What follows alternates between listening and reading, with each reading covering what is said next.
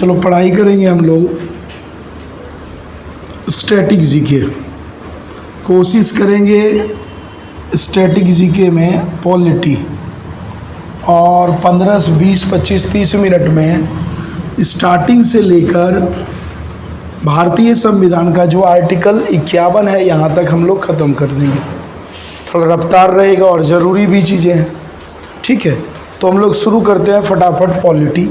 सबसे पहले यदि सवाल की हम लोग बात करें तो पहला सवाल यह बनता है कि भाई संविधान बनने के लिए कब प्रस्ताव लाया गया। तो संविधान बनने के लिए 1928 में प्रस्ताव लाया गया। इसके हेड थे मुख्य रूप से मोतीलाल नेहरू। मोतीलाल नेहरू जी के द्वारा एक रिपोर्ट जारी किया गया था, नेहरू रिपोर्ट। इसमें पहली बार यह कहा गया था कि भारत के लिए एक संविधान होना अनिवार्य है।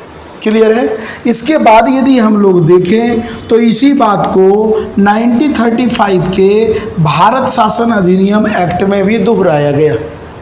इसके बाद यदि देखा जाए तो 1940 के बाद 1945 में लंदन में प्रधानमंत्री का इलेक्शन होता है, ठीक है। और 45 में मुख्य रूप से जो प्रधानमंत्री बनते हैं एटली। एटली ने यह घोषणा किया था कि भाई मैं यदि प्रधानमंत्री बन जाऊंगा तो भारत को जल्दी मैं क्या करूंगा, आज़ादी दिला दूंगा। और कहीं ना कहीं 1945 की यदि हम बात करें तो एटली प्रधानमंत्री बन चुका था। जैसे ही इटली प्रधानमंत्री बना तो 1945 में लंदन में ही एक कमेटी का गठन किया, जिस कमेटी का नाम था कैबिनेट कमेटी। यहाँ से यह पूछा जाता है कि कैबिनेट कमेटी में टोटल कितने मेंबर थे। तो टोटल 3 मेंबर थे। एक अलेक्जेंडर था, दूसरा लॉरेंस था, तीसरा क्रिप्स था। यहाँ से यह भी पूछा जाता है इस 3 कमेटी में क्या कोई इंडियन था। तो कोई भी इंडियन नहीं था, ना तो इटली वहाँ का ब्रिटिश जो प्रधानमंत्री था वह भी नहीं था। लेकिन इस 3 सदस्यीय कमेटी का जो अध्यक्ष बनाया गया वह लॉरेंस को बनाया गया। यह कमेटी 45 में बनी और यह कमेटी 46 में भारत आ चुकी थी। जब 46 में यह कमेटी आई तो कई तरह के वादे वगैरह जो भी थे वो तो किए, लेकिन इसका मेन पर्पस था कि हर हाल में भारत को 1948 तक क्या दिलाना है, आज़ादी दिलाना है। लेकिन साथ में यह भी कह चुके थे कि आज़ादी देने से पहले भारतीयों के लिए कुछ रूल रेगुलेशन बना दो। रूल रेगुलेशन नहीं रहेगा तो लोग बाग क्या हो जाएंगे, बिखर जाएंगे, लड़ाई झगड़े में ज़्यादा फंस जाएंगे। इसलिए यहाँ पे कैबिनेट प्लान या कैबिनेट कमेटी एक अपने अनुसार से बड़ा अच्छा जो है ऑर्गेनाइजेशन बनाया और एक मीटिंग स्थापित किए जिसका नाम था संविधान सभा। ये पूछा जाता है कि संविधान सभा का गठन किस कमेटी के तहत हुआ। तो कैबिनेट कमेटी के तहत किया गया। और इसकी पहली यदि मीटिंग की हम बात करें तो इसकी पहली मीटिंग कब हुई थी, 9 दिसंबर 1946 ईस्वी को इसकी पहली मीटिंग हुई थी। या पूछा जाए भारत का संविधान बनना कब शुरू हुआ तो 9 दिसंबर 1946 को किस कमेटी के आधार पे, तो कैबिनेट कमेटी के आधार पे। क्लियर है। और संविधान हमारा जो बनकर तैयार हुआ है वह हुआ है 26 नवंबर 1949 को। भारतीय संविधान को बनने में टोटल 11 सत्र बुलाए गए। महिलाओं की यदि हम बात करें तो महिलाओं की संख्या कितनी थी, तो 15 थी। और टोटल मेंबर्स की यदि हम लोग बात करें तो संविधान को बनाने में टोटल जो महिला थे, सभी धर्म सभी जाति के लोग थे, टोटल 389 थी। क्लियर है यहाँ तक। भारतीय संविधान को बनने में 2 वर्ष 11 महीने और 18 दिन, रिपीट मत करो, 18 दिन का समय लगा।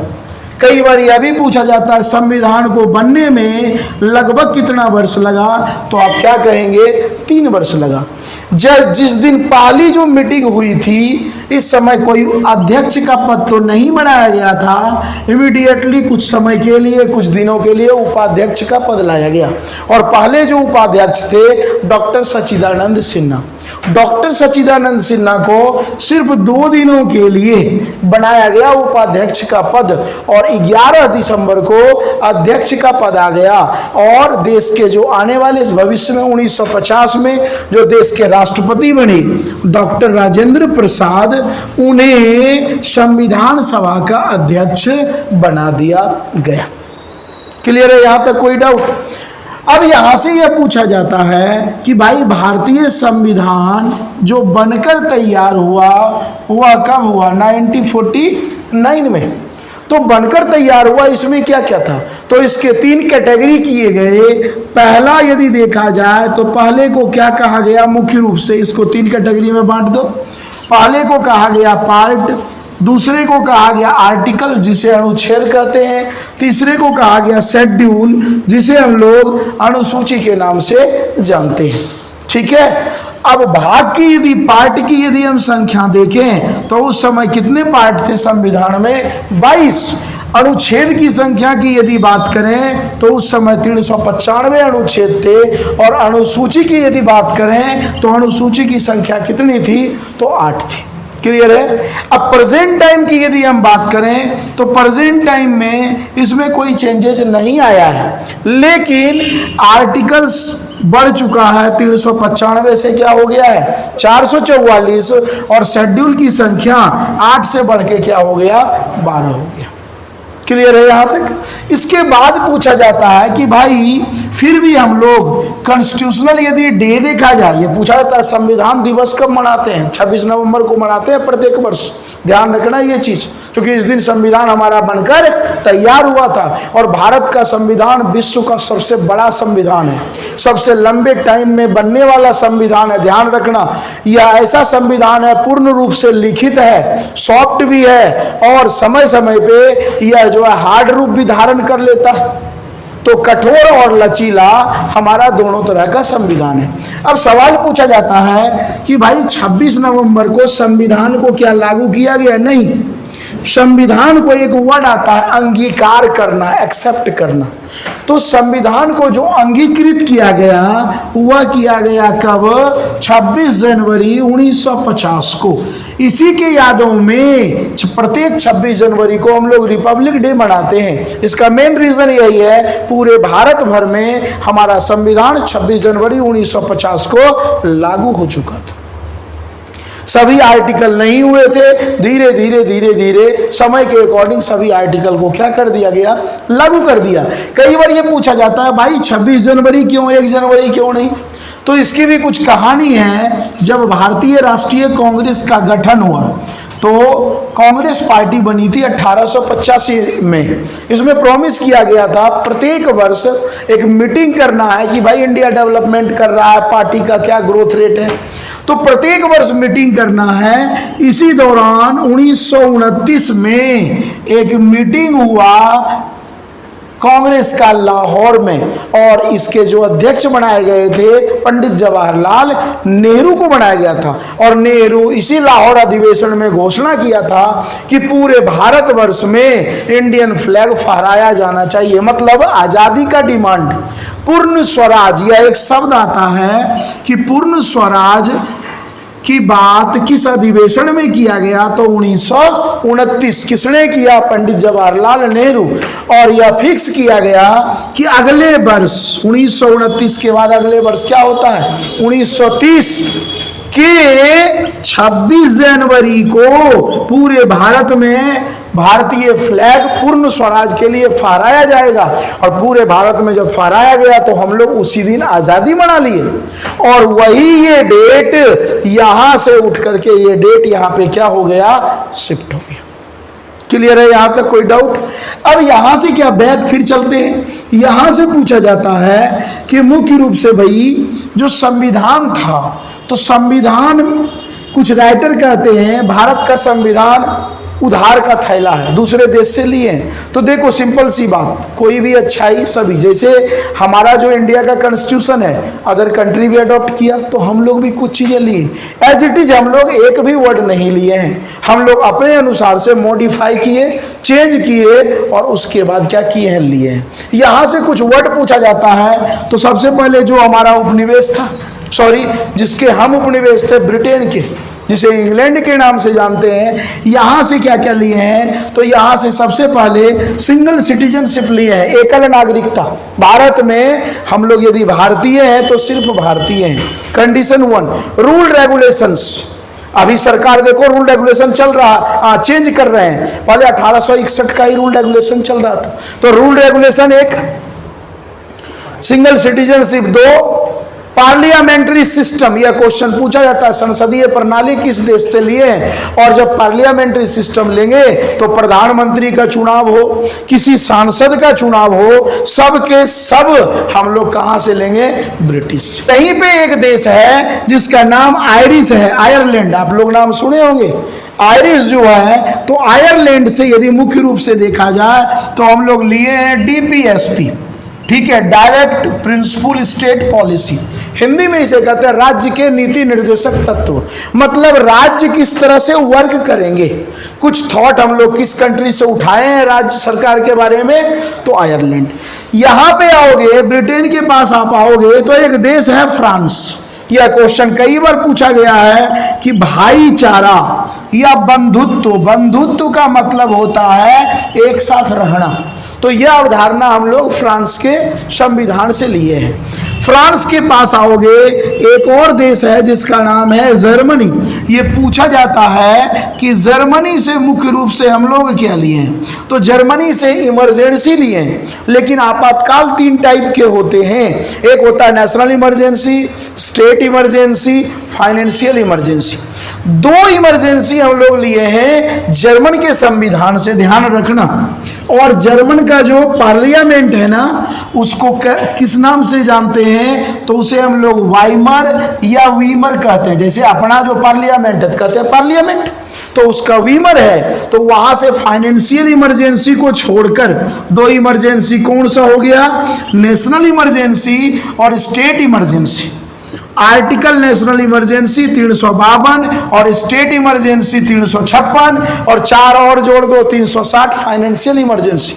तो 2 इमरजेंसी लिए हैं जर्मनी के वीमर से या वाइमर से, नेशनल, स्टेट। तीसरा फाइनेंशियल जो इमरजेंसी है वह हम लोग जो अडॉप्ट किए हैं वह किसके संविधान से लिए हैं, तो अमेरिका, यूएसए के संविधान से लिए हैं।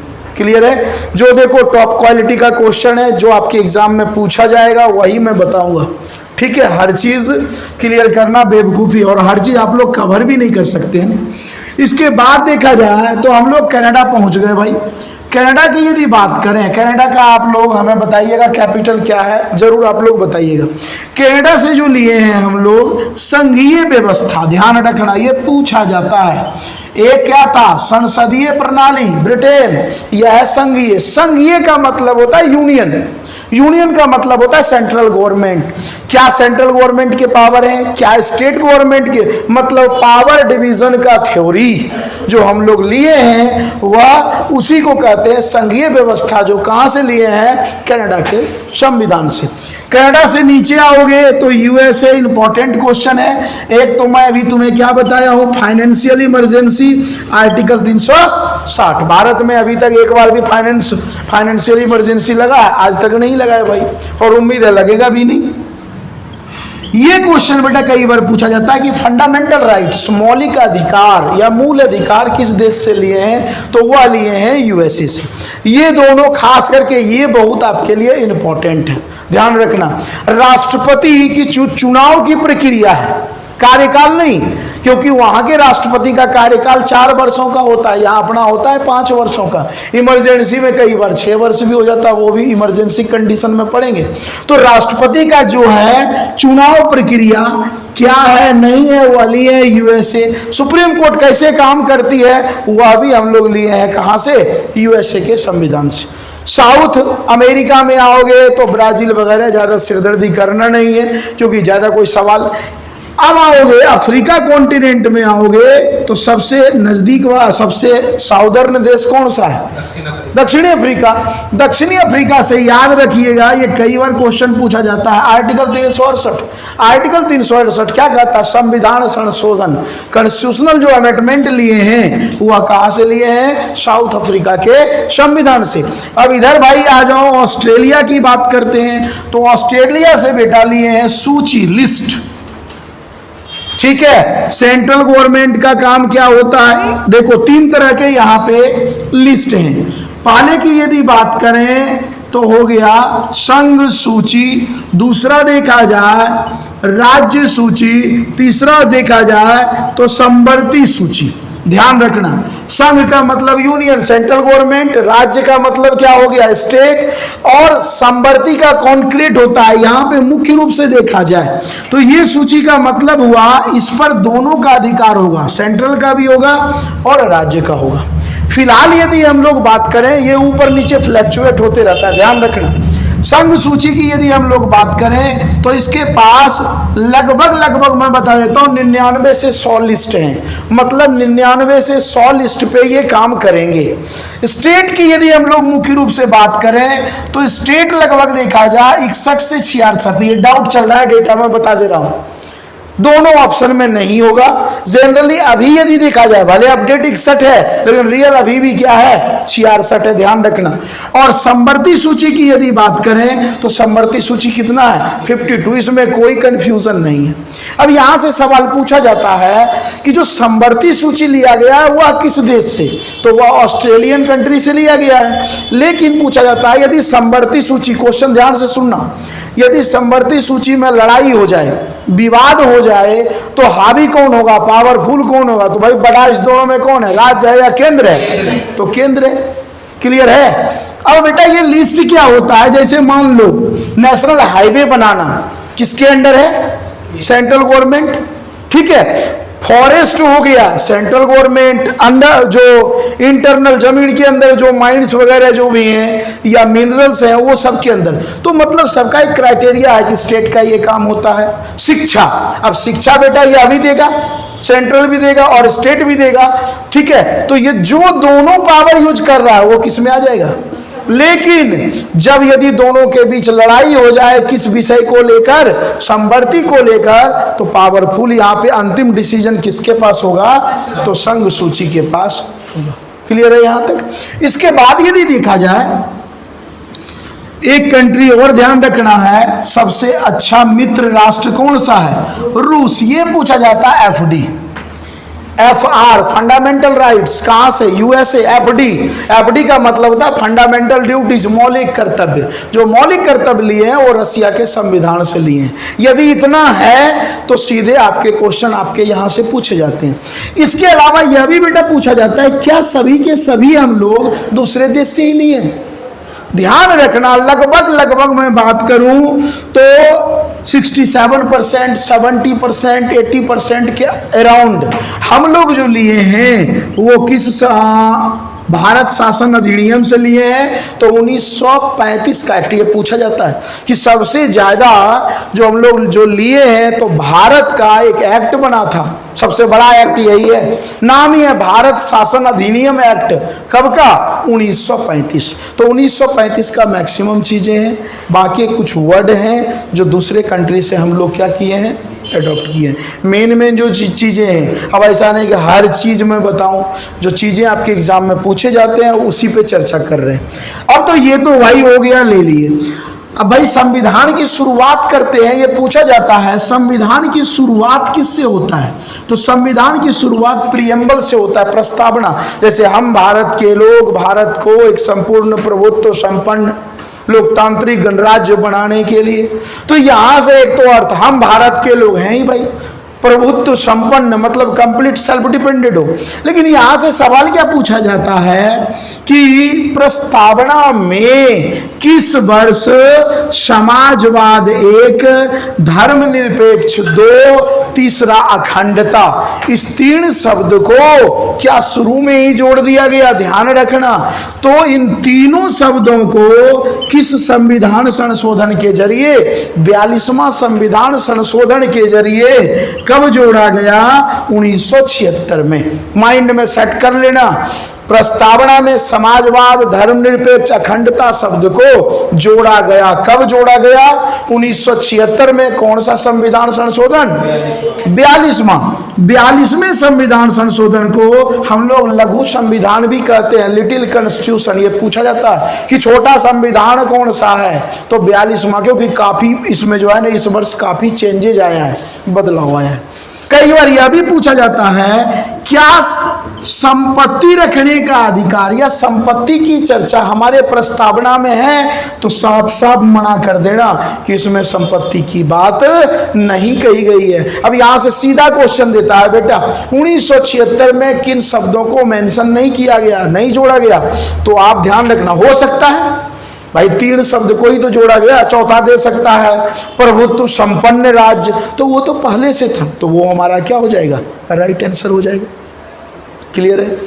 जब संविधान बन रहा था तो उस समय यदि देखा जाए तो फादर्स ऑफ कॉन्स्टिट्यूशन सभी को पता है, संविधान के पिता बी आर अम्बेडकर हैं। बी आर अम्बेडकर जी के द्वारा एक कमेटी बनाया गया था, जिस कमेटी का नाम क्या है? प्रारूप कमेटी। इसी के आधार पे हमारा संविधान क्या बोलते हैं तैयार हुआ। ये पूछा जाता है प्रारूप कमेटी में टोटल मेंबर्स कितने थे? तो टोटल मेंबर की संख्या 7 थी, जिसमें से एक अध्यक्ष खुद बी आर अम्बेडकर और 6 इसके अन्य सदस्य थे। क्लियर है? तो ये तो हो गया भाई स्टार्टिंग का, जो लगे मुझे नीड की हाँ भाई यहां से पूछा जाता है तो वो मैं आपको बता दिया हूं। अच्छा, एक और सवाल पूछा जाता है, जब संविधान बनकर तैयार हुआ या देश के पहले प्रधानमंत्री बिना चुनाव के जरिए कौन चीज आप एक कमेटी बनाता, ये पूछा जाता है ड्राफ्टिंग कमेटी। जो देश के पहले प्रधानमंत्री थे वो कौन थे? पंडित जवाहरलाल नेहरू। जो मेन मेंबर्स थे एक तरह से सपोर्ट, जैसे अभी ओम बिरला जी, अभी ओम बिरला जी बने हैं ना भाई लोकसभा के दोबारा स्पीकर, तो एक तरह से प्रोटेम स्पीकर बता दिए कितने लोग, तो प्रोटेम स्पीकर को आइडिया लग गया भाई इनके सपोर्ट में ज़्यादा है, 51% से ज़्यादा है। ठीक है, तो उस समय जो है ना ड्राफ्टिंग कमेटी का गठन हुआ और उसके तहत प्रधानमंत्री को चुन लिया गया। क्लियर है यहाँ तक? अब यहाँ से बेटा मैं आपको एक होमवर्क सीधा सीधा दे रहा हूँ। यहाँ से आप एक चीज देख लेना कि झंडा समिति के अध्यक्ष कौन थे। ध्यान रखना, प्रारूप समिति के अध्यक्ष कौन थे। तो ये टीम 2-4 टीम है, जरूर आप लोग यहाँ से देख लीजिएगा। क्लियर है? यदि ये देख लेते हैं तो ये पहला जो स्टार्टिंग का सेक्शन है वो हमारा हो गया कंप्लीट। अभी आपको हम बता रहे थे कि भारतीय संविधान को कितने भाग में बांटा गया भाई? तो भाग कितना था? 22। आर्टिकल कितना था भाई? 395 उस समय, और शेड्यूल कितना था? 8। प्रेजेंट टाइम की बात करें तो 22, 444 और क्या हो गया? 12। अब एक साइड से देखते हैं, सबसे पहले यदि हम बेटा बात करें तो सबसे पहले आता है भाग 1। ध्यान रखना, भाग 1 में टोटल जो आर्टिकल्स हैं वह 1 से 4 तक है, और इसमें हम लोग बात करेंगे मुख्य रूप से देखा जाए तो संघ की, यूनियन की बात करेंगे। आर्टिकल 1 क्या कहता है? आर्टिकल 1 कहता है भारत राज्यों का संघ है, सिंपल सी बात। यह कहता है इंडियाज अर्थात भारत। कुल मिला के यह कहने का प्रयास कर रहा है कि भारत का जो निर्माण हुआ है वह राज्य और या राज्य प्लस यूटी केंद्र शासित प्रदेश से मिलकर के हुआ है। क्लियर है? प्रेजेंट टाइम में राज्य की संख्या 28, यूटी की संख्या कितनी है? 8। क्लियर है यहाँ तक? अब यहाँ पे यदि मुख्य रूप से देखा जाए तो देखो यहाँ से सवाल क्या पूछा जाएगा। लेक्चर वाला मुख्य रूप से आप लोग लेक्चर वाला वीडियोस देख लेना, ठीक है? यहाँ से क्या देखना है मैं आपको बता देता हूँ। यहाँ से यह देखना है जब देश आजाद हुआ था तो उस समय या संविधान बनने से पहले या संविधान जब लागू हुआ था देश में टोटल राज्य और यूटी कितने थे? तो 14 राज्य थे, 6 यूटी थे। 14 से अब 28 हुआ, ये बिल्कुल मैं बता चुका हूँ एक साइड से। 15वें राज्य की यदि हम बात करें तो 15वां राज्य 1960 में बना था। महाराष्ट्र से अलग होकर कौन बना था? गुजरात बना था। 63 में कौन बना था? नागालैंड बना था। ठीक है, वो कौन सा राज्य हो गया? 16वां। 66 में कौन सा बना था? पंजाब से हरियाणा, तो वह हो गया 17वां। ऐसे बिल्कुल लिस्ट है, वहां से आप लोग कवर कर लेना। आर्टिकल 1 की यदि हम लोग बात करें तो आर्टिकल 1 देख चुके थे, ठीक है, और जो भी चीज़ कंटेंट है वो लेक्चर वाले क्लास में आप लोग देख लीजिएगा, कौन से राज्य कब बना है, नहीं बना है, क्या कंडीशन है, ठीक है। उसके बाद यदि देखा जाए तो आर्टिकल 2 तेज गति से पढ़ेंगे। आर्टिकल 2 कहा गया है कि न्यू स्टेट का निर्माण, यदि राज्य की हम बात करें और यूटी की बात करें, आपसे पूछा जाए कोई भी राज्य और यूटी किस आर्टिकल के जरिए बनेगा, ठीक है, तो वह नए राज्यों का जो निर्माण होगा वह आर्टिकल 2 के जरिए ही होता है। और यदि पूछा जाए कंप्लीट रूप से नया केंद्र शासित प्रदेश बनाना हो या राज्य बनाना हो तो मेन भागीदारी किसकी होगी? तो सेंट्रल गवर्नमेंट की होगी, पार्लियामेंट की होगी। क्लियर है? अब सिंपल सी बात है, यदि कोई नया राज्य बनेगा तो क्या होगा भाई? उसके नाम में बदलाव होगा और उसके बॉर्डर में, सीमा में बदलाव होगा। तो बॉर्डर में बदलाव हो, नाम में चेंजेज आए, वह आर्टिकल 3 के जरिए होगा और 2 के जरिए नए स्टेट या नए यूटी बनेगा। ये दोनों प्रक्रिया, नया यूटी बनना हो, सीमा में बदलाव होना हो, जो भी प्रक्रिया है वो सभी के सभी पहले सुप्रीम कोर्ट के पास था, लेकिन सुप्रीम कोर्ट क्या कर दिया? यह पावर किसको दे दिया? तो पार्लियामेंट को दे दिया। उसके बाद यदि देखा जाए तो हम लोग अभी पढ़ाई कर रहे हैं भाग 1। भाग 1 में टोटल आर्टिकल की यदि हम लोग बात करें तो टोटल आर्टिकल 1 से लेकर कितना है? 4 तक। क्लियर है? तो 1 देख चुके हैं, 2 देख चुके हैं, 3 देख चुके हैं, 4 में आपको देखना है तो ठीक है, नहीं देखना है तो भड़क नहीं लेना है, सिंपल सी बात। क्योंकि 4 में मोस्टली जो 2 और 3 में बातें कही गई है वही कंबाइंड रूप से 4 में कही गई है। नेक्स्ट अगले में हम लोग बढ़ते हैं। अगला है हमारा भाग 2। भाग 2 के बारे में मैं पढ़ा चुका हूं आप लोगों को। भाग 2 में टोटल यदि आर्टिकल्स देखा जाए तो कहां से कहां तक है? 5 से 11। पहला तो आपके एग्जाम के लिए यही पूछा जाता है। इसमें मुख्य रूप से हम लोग क्या पढ़ेंगे? तो नागरिकता के बारे में पढ़ेंगे। और आपके एग्जाम में पूछा गया है कि भारत में जो नागरिकता है वह सिंगल है या डबल है? तो भारत में इकहरी नागरिकता है। और नागरिकता का जो प्रावधान हम लोग लिए हैं,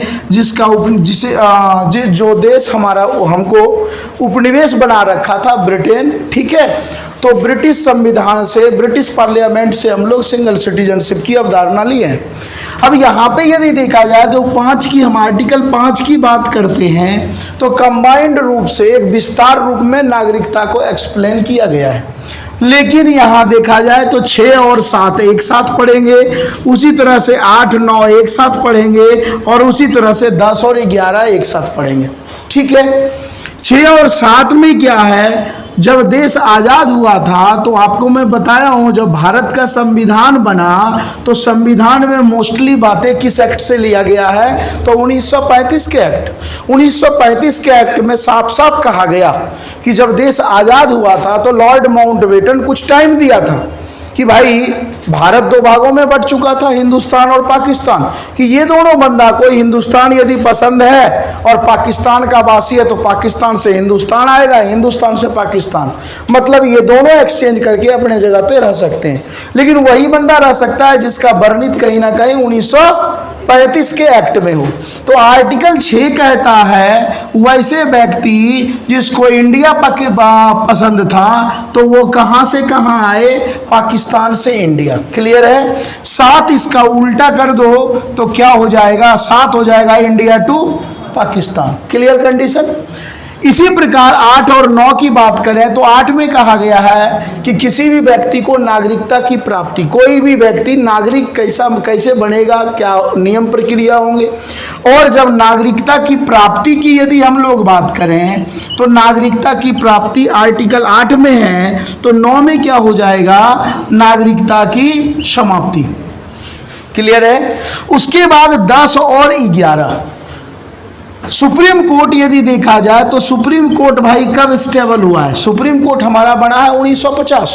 तो नागरिकता से संबंधित सभी पावर पहले सुप्रीम कोर्ट के पास थे, लेकिन सुप्रीम कोर्ट के पास बर्डन बढ़ रहा था, इसलिए सुप्रीम कोर्ट एक एक्ट बनाया है। ध्यान रखिएगा, एक्ट 1955 का एक्ट साफ साफ बोला है, 1955 एक्ट के जरिए नागरिकता से रिलेटेड जितने भी कानून है सभी पावर फिर से भाग 1 के जरिए किसको दे दिया गया, तो पार्लियामेंट को। आपसे यदि पूछा जाए कि नागरिकता से संबंधित सभी अधिकार अभी किसके पास है, तो आप क्या कहेंगे भाई, पार्लियामेंट के पास है। पहले किसके पास था, सुप्रीम कोर्ट के पास। सुप्रीम कोर्ट कब दिया, तो एक्ट 1955 एक्ट के जरिए दे दिया। 10 और 11 में बेटा कहता है, 10 में कहता है नागरिकता का बना रहना, कुछ कंडीशन होंगे, कोई गलतियां नहीं करेंगे तो वो नागरिक बना रहेगा। और अगले में क्या कर रहा है, नागरिकता का बना रहेगा, उसके नियम कानून क्या है।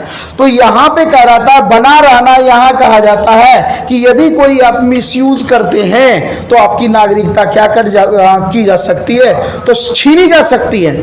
लेकिन ये दोनों 10 और 11 का यूज कंप्लीट रूप से कौन करेगा भाई, इसका यूज तो कंप्लीट रूप से मुख्य रूप से कौन करेगा, पार्लियामेंट। तो ये तो हो गया 6, 7 एक रूप से एक साथ पढ़ना है, 8, 9 और 10, 11। अब यहाँ नए कंटेंट देखते हैं, कुछ जुड़ा है।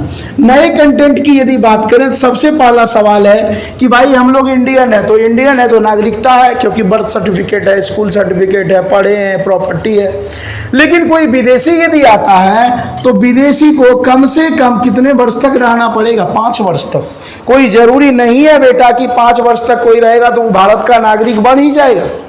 हो सकता है उसका नेचर अच्छा ना हो, बिहेवियर अच्छा ना हो, टेररिस्ट हो, बहुत तरह की बातें हैं। गवर्नमेंट के नज़र में अच्छा हो, कहीं ना कहीं हमारा जो है रिलेशन बढ़िया उस देश के साथ बनता हो, कहीं ना कहीं हमें फ़ायदा हो। कुल मिलाकर बिना फ़ायदे के कोई कुछ नहीं करते, चाहे वह कल्चरल फ़ायदा हो, सांस्कृतिक फ़ायदा हो, सामाजिक फ़ायदा हो, इकोनॉमिकल, कहीं ना कहीं बेनिफिट, इन्वायरमेंटल फ़ायदा हो। जैसे मान लो कोई एक विदेशी आता है और पर्यावरण संरक्षक है, तो हमारे लिए तो बढ़िया है ना, तो उसे क्या कर दिया जाएगा, और नेचर बिहेवियर भी उसका बढ़िया है तो उसको 5 साल में नागरिकता दे दी जाएगी। लेकिन संविधान जब हमारा इंडियन कॉन्स्टिट्यूशन बना था तो बोला था कि जो अपने नियरेस्ट कंट्री है, पाकिस्तान 1, अफगानिस्तान 2 और बांग्लादेश 3, साफ साफ पूछा जाता है किन देश को भारतीय नागरिकता किसी भी केस में नहीं मिल सकती है। हाँ, वो आगे कानून लिबरल हो जाए, ठीक है, तो वो अलग मैटर है। तो ये 3 देशवासी के लोगों को नागरिकता नहीं दी जा सकती है। लेकिन बड़े पैमाने पे यदि देखा जाए, पाकिस्तान, अफगानिस्तान, बांग्लादेश, ये तो भारतीय महाद्वीप का ही हिस्सा है। जब देश आज़ाद हुआ था या देश आज़ादी से पहले काफ़ी जो है ना लोगवाग बिखर चुके थे। अब यहाँ पे भारत सरकार के द्वारा एक नया बिल लाया गया था, और वह बिल लाया गया था 2019 में लाया गया था, जिसका नाम था CAB, सिटीजनशिप अमेंडमेंट बिल। और उसके बाद जैसे ही ये कानून बना तो इसका नाम क्या पड़ गया, CAA, सिटीजनशिप अमेंडमेंट एक्ट। इसमें क्लियर कर दिया गया जो विदेशी है, माइनॉरिटी, किन देश के, खास करके इन तीनों देश के जो माइनॉरिटी है, और माइनॉरिटी में शामिल किया गया कितने को, 6 को, जिसमें मुस्लिम शामिल नहीं है। ध्यान रखना ये चीज, यहां से आपके एग्जाम में कई बार पूछा जा चुका है कौन कौन सा हो सकता है। तो जैन है, बौद्ध है, हिंदू है, पारसी है, सिख है, और कौन है भाई, ईसाई है, मतलब अंग्रेज। ये जो 6 जो हैं कम्युनिटी के लोग, यदि वहाँ प्रताड़ित हो रहे, आए दिन सुनते हो पाकिस्तान में टॉर्चर किया जा रहा है, अफगानिस्तान में किया जा रहा है, तो उन सबों को भारत सरकार क्या करेंगे, नागरिकता दे देंगे। अब नागरिकता कानून भाई पास हुआ 2019 में, लेकिन वैल्यू इसका कब से हो रहा है, तो वैल्यू फाइनली होगा 2014 के बाद।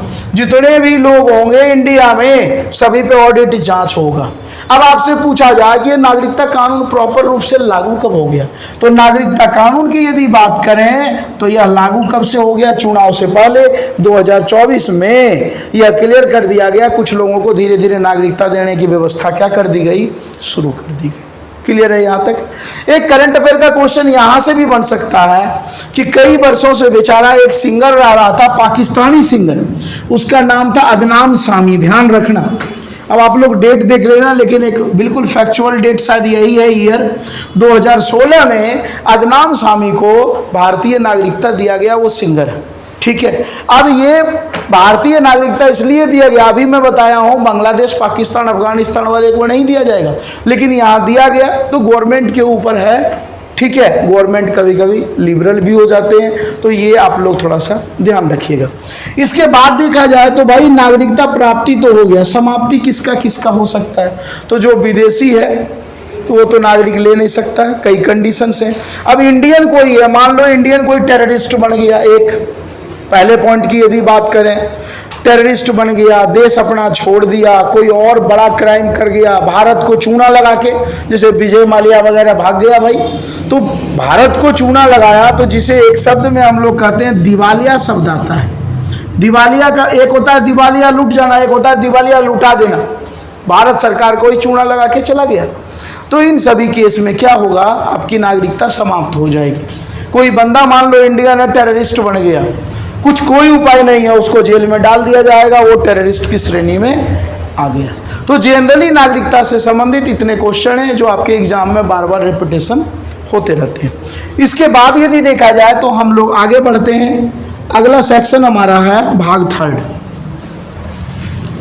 भाग थर्ड बहुत ही इंपॉर्टेंट चैप्टर है, और इसमें आर्टिकल यदि देखा जाए तो आर्टिकल कहाँ से कहाँ तक है, तो 12 से 35 तक है। ठीक है, इसमें हम लोग यदि बात करते हैं फंडामेंटल राइट्स, जिसे मौलिक अधिकार कहते हैं, मूल अधिकार कहते हैं। कई बार पूछा जाता है कि मौलिक अधिकार और मूल अधिकार किस देश के संविधान से लिए हैं, तो यूएसए के संविधान से लिए हैं। ठीक है, जब देश आज़ाद हुआ था तो उसके बाद जब फंडामेंटल राइट्स बनाया गया था, तो उस समय फंडामेंटल राइट्स की संख्या कितनी थी, तो 7 थी। इसका मतलब अभी कुछ और है, अभी कितना है, 6 है। कई बार डायरेक्ट यहाँ से आपके एग्जाम में उठ करके सवाल चला आता है। अब यहाँ पे देखा जाए फंडामेंटल राइट्स 1 की यदि हम बात करें तो पहला है आर्टिकल 14 से 18, दूसरे की बात करें 19 से 22, तीसरे की बात करें 23 और 24, चौथे की बात करें 25 और से 28, पांचवें की बात करें 29 और 30, यदि हम लोग बात करें छठे की यदि हम लोग बात करें वह है 31, और सातवें की यदि बात करें तो 32 से 35। तो जब संविधान का निर्माण हुआ था तो उस समय हमारे पास फंडामेंटल राइट्स की संख्या कितनी थी, 7 थी। पहला जो है उसे कहते हैं राइट टू इक्वालिटी, समानता का अधिकार, इसमें समानता के बारे में पढ़ेंगे। दूसरा है स्वतंत्रता का अधिकार, तीसरा है शोषण के विरुद्ध अधिकार। कई बार बालक कहता है शोषण का अधिकार, ठीक है, शोषण के विरुद्ध अधिकार है। अगला है रिलीजन को लेकर धार्मिक स्वतंत्रता का अधिकार। अगला है जो माइनॉरिटी कम्युनिटी को लोग हैं, माइनॉरिटी ये नहीं कि SC ST अति पिछड़ा, जिनके पास आर्थिक स्थिति खराब है, कोई जरूरी नहीं है कि SC है तो वो कमजोर ही होगा। ध्यान रखना, सबसे ज़्यादा गरीबी जनरल में भरे पड़े हैं, ये सच्चाई है। जमीनी स्तर पे उतरोगे तो यही सच्चाई है। तो जो पिछड़े लोग हैं उनके लिए आर्टिकल 29 और 30 है, शिक्षा और संस्कृति, उनका रहन सहन खान पान, उनको शिक्षा देंगे। आर्टिकल 31 की यदि हम लोग बात करें, यहाँ एक और आर्टिकल की बात करो, 31 और 19, इसमें राइट टू प्रॉपर्टी। और लास्ट यदि बात करें रेमिडीज है कि यदि कोई गलतियां करते हैं तो उपचार होता है ना, ट्रीटमेंट, तो इसे हम लोग कहते हैं 32 से 35 संवैधानिक उपचार। क्लियर है यहाँ तक? ये मूल रूप से यदि देखा जाए तो 7 प्रकार के फंडामेंटल राइट्स हैं। सबसे पहले इसे हटाओ यहाँ से।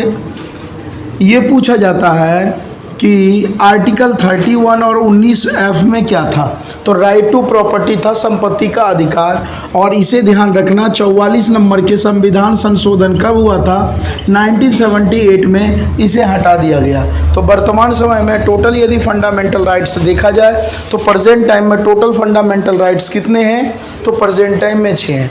इसके बारे में हम लोग एक एक करके देख लेते हैं। अब यहाँ पे यदि ये हो गया, दूसरा सवाल आपके एग्जाम में पूछा जाता है कि क्या फंडामेंटल राइट्स के कुछ ऐसे आर्टिकल्स हैं, हम लोग पढ़ रहे हैं भाग third fundamental rights. Fundamental rights की यदि हम बात करें तो इसके कुछ ऐसे आर्टिकल्स हैं 15, 16, 19, 29 और 30। इस आर्टिकल्स का यूज ध्यान रखिएगा, सिर्फ और सिर्फ इंडियन ही कर सकते हैं, इंडियन के अलावा कोई भी बंदा इसका यूज नहीं कर सकता है। आर्टिकल 12 की यदि बेटा बात करें तो जिस तरह से आर्टिकल 5 कंबाइंड रूप से सिटीजनशिप की चर्चा कर रहा था, वैसे फंडामेंटल राइट्स को बड़े पैमाने पर समझाने का प्रयास करता है। 13 की यदि हम लोग बात करें तो 13 में क्या कहा गया है, न्यायिक पुनराविलोकन की शक्ति।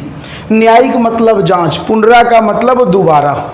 यदि कहा गया है कि यदि कानून को लेकर, ध्यान रखिएगा, विधायिका और कार्यपालिका के बीच विवाद हो जाए या कोई कानून बनाया, तो जब कानून बेटा बनाता है तो कानून सही भी होता है, गलत भी होता है। तो कानून सही है या गलत है, वह फाइनल मामला किसके पास आता है, तो कोर्ट के पास आता है। और कोर्ट क्या करेगा, जजमेंट करेगा। कानून सही है तो लागू हो जाएगा, कानून गलत है तो लागू नहीं होगा। यही हमारा आर्टिकल 13 है, न्यायिक पुनराविलोकन का सिद्धांत।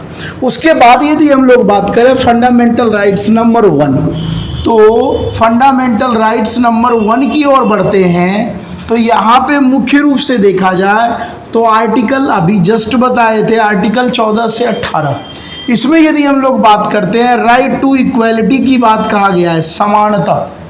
14 कहता है आर्टिकल, फाइनली यदि हम बात करें कि कोई भी व्यक्ति यदि कोई भी क्राइम कर रखा हो, गरीब हो, अमीर हो, देसी हो, विदेशी हो, किसी भी जात का हो, किसी भी धर्म का हो, यदि क्राइम सेम कर रखा है तो पनिशमेंट भी उसे क्या मिलेगा, सेम मिलेगा। कोई भेदभाव नहीं किया जा सकता है। यही है हमारा 14। 15 की यदि हम बात करें, 15 और 16 कंबाइंड रूप से, तो यह सिर्फ और सिर्फ इंडियन को यह आर्टिकल्स मिला हुआ है, जस्ट अभी मैं बता चुका हूँ। 15 में साफ साफ कहा गया है कि सिर्फ और सिर्फ भारत के नागरिक किसी भी एरिया का हो, कहीं भी जन्मा हो, किसी भी धर्म का हो, जात पात, मूल स्थान XYZ कुछ भी क्यों ना हो, उनके साथ हम किसी भी कंडीशन में क्या नहीं कर सकते हैं, तो भेदभाव नहीं कर सकते। इसी अधिकार पे बेटा आर्टिकल 15 के जरिए ही 16 का यूज भारत के सभी नागरिक करते हैं, क्योंकि 16 में कहा गया है नियोजन की समानता। ध्यान रखना, नियोजन मतलब प्लान। प्लान ना समझ में आए तो डायरेक्ट ऐसे समझो, आप लोग जिस चीज़ की तैयारी करते हो, गवर्नमेंट जॉब।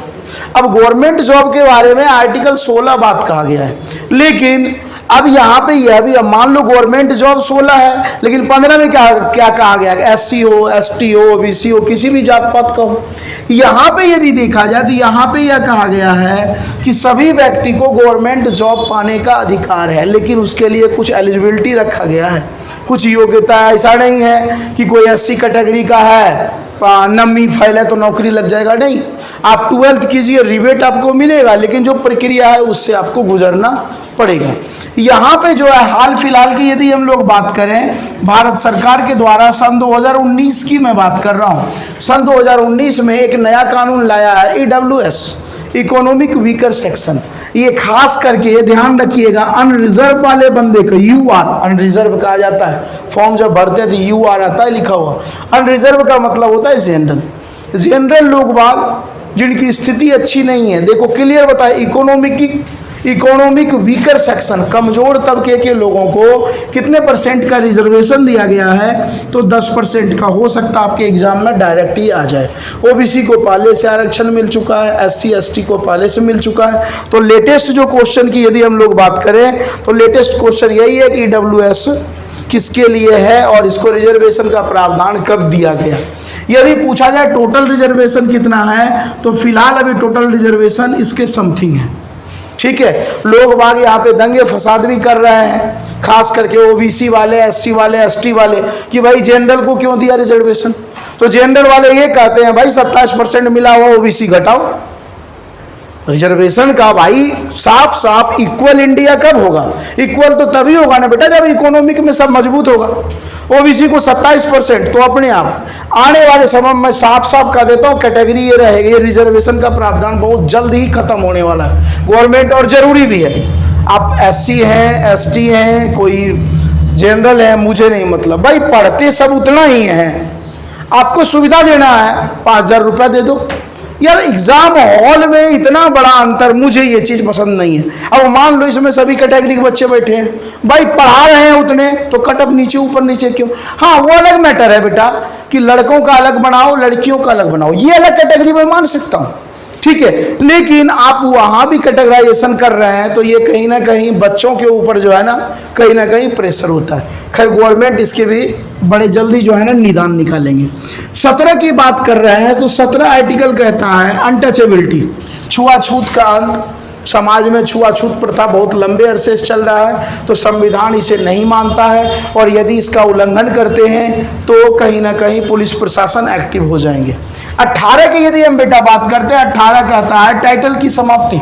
ठीक है, उपाधियों का अंत यदि देखा जाए तो उपाधि वही समाज में रहेगा जो हमारे लिए अच्छा हो, समाज के लिए अच्छा हो। जैसे उपाधि, भारत का सबसे बड़ा जो उपाधि है वो कौन सा है? भारत रत्न। भारत रत्न कभी कोई ऐसा लगता है कि उसको दे दिया तो बुरा हो गया।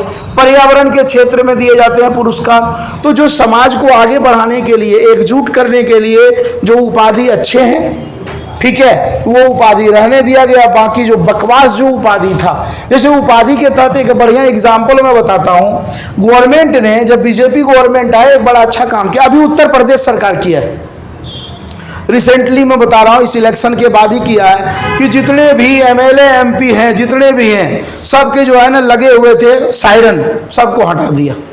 कहीं ना कहीं ये एक तरह से मोनोपोली बन चुका था। मान लो एमएलए, उसका बाप, उसका बेटा लेकर उस गाड़ी को घूम रहा है, तो कहीं ना कहीं समाज में क्या कर रहा था? द्वेष फैला रहा था। और 14 से 18 क्या कहता है भाई? समानता का अधिकार। तो वैसे उपाधि रहेंगे। अब मान लो यो मध्य प्रदेश डिपार्टमेंट है, अब यो जो है अपने पिताजी के गाड़ी पे हांडते रहे, है ना, तो ये मिसयूज हो गया ना। चीज़ों को समझो। तो ये इसी कारण से गवर्नमेंट, ऐसे ही जब बीजेपी गवर्नमेंट आई थी 2014, 16, 17 के आसपास, जितने भी सायरन थे, पहले एक नॉर्मल एमएलए बन गया, उसके आगे पीछे 50 गाड़ी। आज के डेट में आपको पता नहीं चलता है। कुछ ही सायरन रहने दिए हैं पुलिस प्रशासन के, कि फायर ब्रिगेड के, एम्बुलेंस के। फिर भी अभी भी देखोगे इंडिया में बेवकूफ़ों की कमी नहीं है। एम्बुलेंस खाली भी रहेगा, घर जा रहा है, हॉर्न बजाता जाएगा।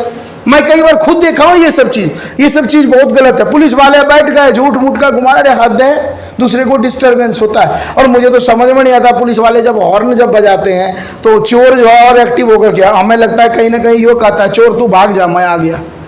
अरे भाई, चोर के पास जाएगा तू पकड़ने, अब तू कहेगा मैं आ रहा हूँ, तो क्या कहेगा? आ जाओ, वो तो फरार हो गया। तो ये सब चीज़ जो है ना, ये सब कहीं ना कहीं उपाधि। जैसे 2012 की आसपास मैं कह रहा हूँ, 2012 में देश के राष्ट्रपति प्रणब मुखर्जी थे। प्रणब मुखर्जी उस समय राष्ट्रपति के आगे एक शब्द लगता था, महामहिम। ये बड़ा ही खतरनाक, पूरे लंबे सुर में बोला करता था जो बॉडीगार्ड है। तो ऐसे जैसे माई लॉर्ड यदि शब्द यदि बात करें तो माई लॉर्ड शब्द जज के लिए जो है ना संबोधित वर्ड होता था। ठीक है, तो राजस्थान हाईकोर्ट ने इसे भी हटा दिया। तो धीरे धीरे जो समाज में द्वेष फैला रहा है, उस उपाधि को धीरे धीरे क्या किया जा रहा है? समाप्त किया जा रहा है। और यही था हमारा आर्टिकल 14 से 18। दूसरे सेक्शन की यदि बात करें तो दूसरा हमारा फंडामेंटल राइट्स नंबर 2 आर्टिकल कहाँ से कहाँ तक था? 19 से 22। 19 की बेटा यदि बात करें, बड़ा इंपॉर्टेंट है। 19 में कहा गया है अभिव्यक्ति की स्वतंत्रता। अभिव्यक्ति मतलब कोई भी व्यक्ति अपनी बातों को रख सकते हैं। और यह आर्टिकल मैं भी कुछ समय पहले ही बताया हूँ, सिर्फ और सिर्फ इंडियन को प्राप्त है। भारत के किसी भी क्षेत्र में घूम सकते हैं, टहल सकते हैं, ऐड कर सकते हैं, व्यापार कर सकते हैं, प्रॉपर्टी खरीद सकते हैं, घर बार खरीद सकते हैं, कोई रोक टोक नहीं है। जैसे मान लीजिए कोई दिल्ली का बंदा हरियाणा में जाए प्रॉपर्टी खरीदने के लिए, तो जो नॉर्मल जो डॉक्यूमेंट है वो ले खरीद सकते। अब पाकिस्तान वाला बंदा है हरियाणा में, खरीद पाएगा क्या? नहीं ना। तो यहाँ पे आर्टिकल 19 यही कहता है कि कोई भी इंडिया के, अब मान लो घूमने का मतलब ये नहीं है कि आप नेशनल पार्क में टाइगर से चल जाओ हाथ मिलाने, या राष्ट्रपति भवन में। जो रिस्ट्रिक्शन मतलब स्वतंत्रता का अधिकार तो हमें दिया गया है, लेकिन यह अधिकार कैसा है भाई? तो एक सीमित अधिकार है। इसका सबसे अच्छा एग्जाम्पल शहरी क्षेत्रों में आज के डेट में देखना कि लोग बाग शादी ब्याह होता है, गाना बजाने का काम 10-11 बजे तक बंद कर देता है। पहले क्या होता था? रात भर चल रहे हैं भाई। ठीक है, इसका एक और अच्छा एग्जाम्पल उत्तर प्रदेश में। उत्तर प्रदेश सरकार बोल दिया, चाहे मंदिर हो, मस्जिद हो, गुरुद्वारा हो, लाउड स्पीकर ज़्यादा साउंड में आप बजा नहीं सकते हैं, क्योंकि क्या बोलते हैं, जो आस पड़ोस वाले लोगों को बड़ा नुकसान झेलना पड़ता है। तो ये सभी के सभी आर्टिकल 19 के जरिए ही है। इसके बाद यदि बात किया जाए कि आरटीआई किस आर्टिकल में है, तो आरटीआई भी इसी में है, आरटीई भी इसी में है। ध्यान रखना, मीडिया को बड़े पैमाने पर सवाल जवाब पूछने का भी अधिकार, बड़े पैमाने पर झंडा फहराने का अधिकार, सभी के सभी आर्टिकल 19 के जरिए ही है। अब आरटीआई जब सेक्शन आएगा तो आरटीआई पढ़ लेंगे हम लोग, ठीक है, और आरटीई जब आएगा, यहां से ये क्वेश्चन बेटा जरूर याद रखना कि आरटीआई एक्ट कब बना था भारत सरकार के हिसाब अनुसार। तो एक्ट बना था 2005। कई बार आपके एग्जाम में पूछा गया है कि आरटीआई एक्ट भारत सरकार ने कब। यदि बात करते हैं आर्टिकल 20, आर्टिकल 20 साफ साफ कहता है अपराध और दोष सिद्धि से संरक्षण। मतलब कोई बंदा यदि अपराधी है तो वह भी अपने लिए वकील हायर कर सकता है, और यदि कोई अपराधी है तो उसे हर हाल में कितने घंटे के अंदर, 24 घंटे के अंदर जो नजदीकी जो मजिस्ट्रेट है, एसडीएम, ठीक है, उनके पास ले जाना जरूरी है। कोई महिला को यदि गिरफ्तार किया गया तो रात्रि के समय उसे गिरफ्तार नहीं किया जा सकता है। मतलब यदि डेंजर से डेंजर अपराधी हो वह भी अपने लिए वकील हायर कर सकता है, क्योंकि भारतीय संविधान यह कहता है। आखिर यह ऐसा किया तो क्यों किया, उसके बारे में जानना क्या है, अनिवार्य। इसका सबसे अच्छा एग्जाम्पल आपको पता ही है, 26/11 ताज ब्लास्ट 2008 में हुआ, 2012 में उसे फांसी दी गई। इसका मेन रीजन यही था, ठीक है। तो महिला को अरेस्ट नहीं कर सकते हैं, डायरेक्ट उसको नजदीकी मजिस्ट्रेट, मतलब रात में महिला थाने में बंद नहीं किया जा सकता है, लेकिन पुरुष जब चाहे तब उठा ले जाएगा। सिंपल सी बात। अगले यदि आर्टिकल की बात करते हैं बेटा, तो अगला आर्टिकल 21 है। ध्यान रखना, 21 में कई चीज जोड़ा गया है। सबसे पहला शब्द आया है निजता, दूसरा है इच्छा मृत्यु का अधिकार, और पहले की यदि बात करें, पहला है प्राण एवं दैहिक स्वतंत्रता। ये 3 वर्ड आपको ध्यान रखना होगा, क्लियर है। अब यहां पे यदि देखा जाए तो मुख्य रूप से हम बात करें तो प्राण एवं दैहिक स्वतंत्रता, रियल वर्ड देखोगे तो यही है। प्राण एवं दैहिक स्वतंत्रता का मतलब होता है, कोई हम लोग पढ़ रहे हैं स्वतंत्रता का अधिकार, कोई भी व्यक्ति किसी भी काम को कर सकता है, लेकिन उससे किसी समाज को नुकसान ना हो, किसी घर परिवार कहीं डिप्रेशन में ना आ जाए, वैसे काम कर सकते हैं। चाहे महिला हो, पुरुष हो, ट्रांसजेंडर हो, कर सकते हैं जिससे समाज को कोई नुकसान ना हो, ठीक है। कोई गलत कृत्य यदि करेंगे तब तो फिर थाने पुलिस है ही। अब यहाँ पे देखा जाए निजता क्या होता है। निजता होता है बेटा, पहले क्या होता था, हमारे जो डॉक्यूमेंट होते थे ना वो लीक हो जाते थे, तो गवर्नमेंट बनाया निजता की, भाई यदि कोई दुकानदार यदि कोई डॉक्यूमेंट किसी का लीक कर रहा है तो उस पर क्या होगा, जुर्माना होगा, केस होगा। पहले वोटर कार्ड ले आते थे, एक अपना सिम निकाले, मालूम चला उसी से कई सिम चल रहा है। कई ऐसे टेररिस्ट जो है ले लेते थे, उसका मिसयूज भी करते थे। इच्छा मृत्यु की यदि हम लोग बात करते हैं, ये ध्यान रखना, इच्छा मृत्यु का अधिकार का मुद्दा सबसे पहले जो उठा था वो पुणे हॉस्पिटल से उठा था।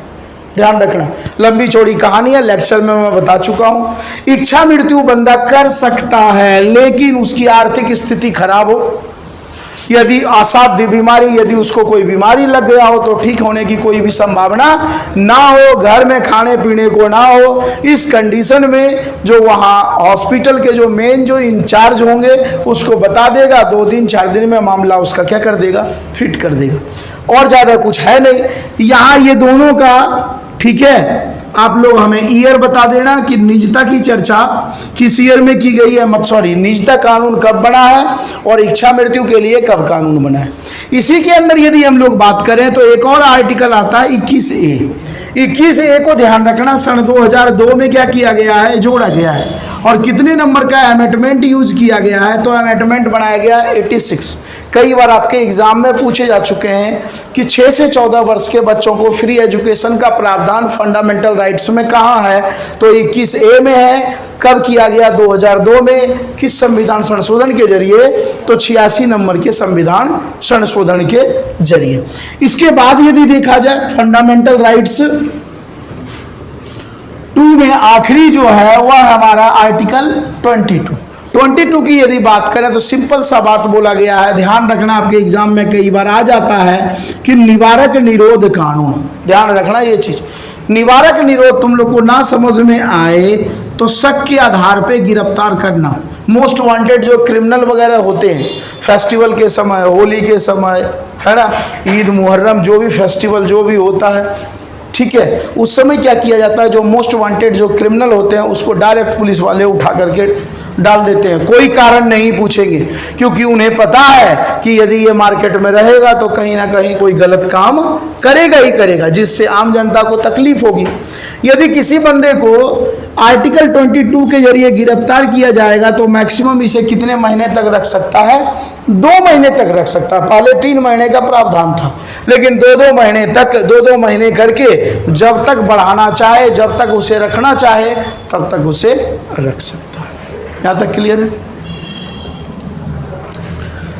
नेक्स्ट आगे बढ़ते हैं। अगले यदि कानून की हम लोग बात करें तो अगला कानून है भाई 3rd नंबर की यदि बात करें तो शोषण का अधिकार 23 और 24 में है।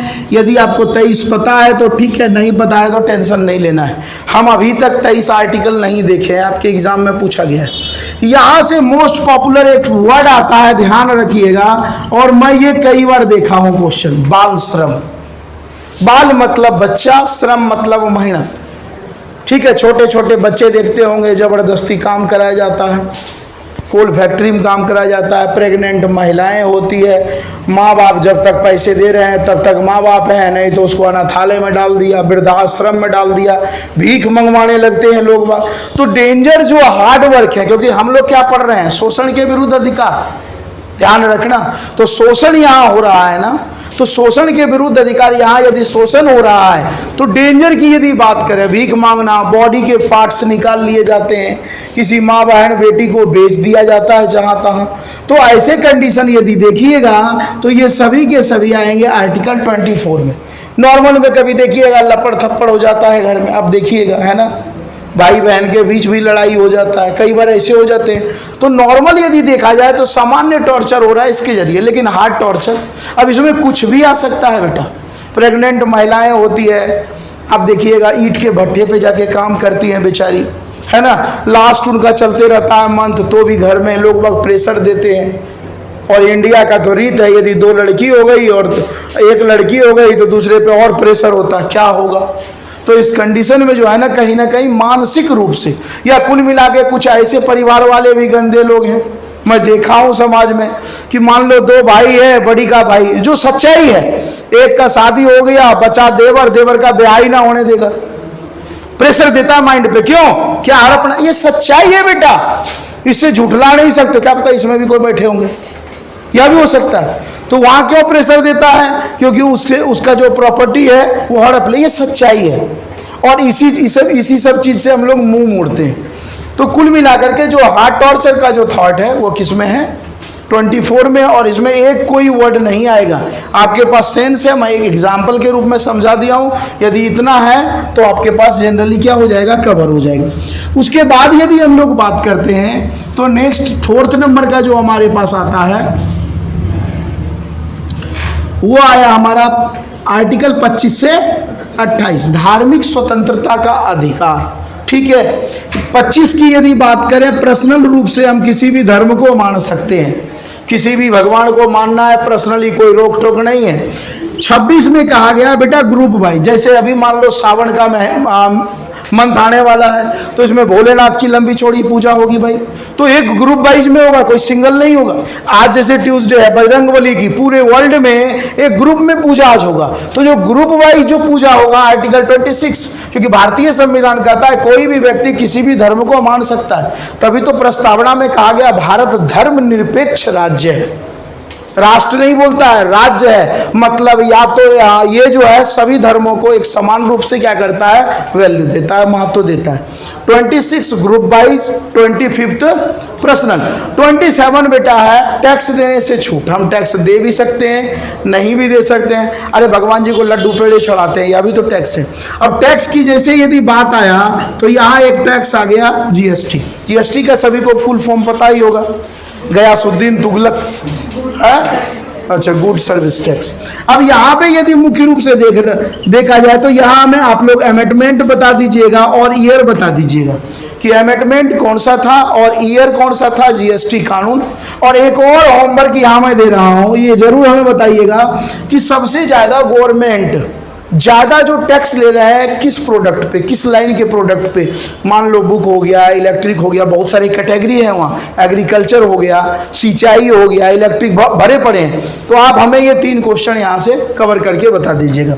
इसके बाद यदि बेटा देखा जाए तो 28 नंबर में क्या है, मान लो कोई किसी के धर्म का बढ़ावा करेगा, कोई गुरुकुल खोलता है, कोई मदरसा खोलता है, कोई गुरुद्वारा खोलता है, तो उसमें क्या होता है, अपने धर्म को कहीं ना कहीं क्या करते हैं, ये बढ़ाने का काम करते हैं। क्लियर है।